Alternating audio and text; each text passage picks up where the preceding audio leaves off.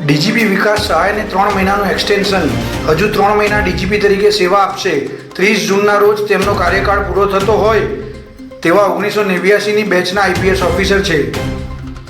દ્વારકામાં વરસાદનું વિઘ્ન હોવા છતાં ભગવાન દ્વારકાધીશને 52 ગજની ધજા ચડાવવાની પરંપરા જળવાઈ રહી.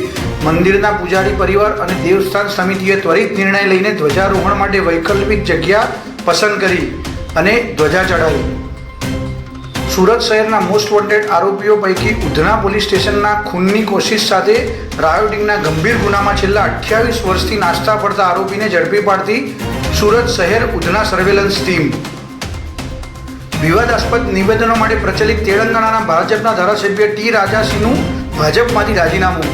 પ્રદેશ પ્રમુખ ન બનાવતા નારાજ.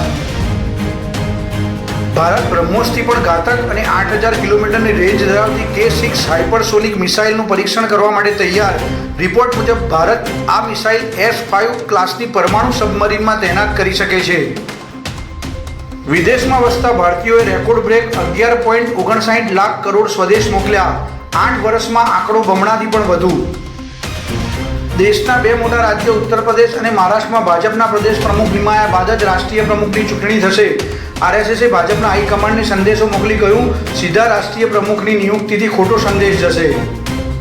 ટ્રમ્પની ધમકી બાદ કેનેડા ઝૂક્યું. ગૂગલ, એમેઝોન જેવી કંપનીઓ સામે ડિજિટલ ટેક્સનો નિર્ણય પાછો ખેંચ્યો. બ્યુરો રિપોર્ટ, દિવ્ય બ્રહ્માસ્ત્ર ન્યૂઝ.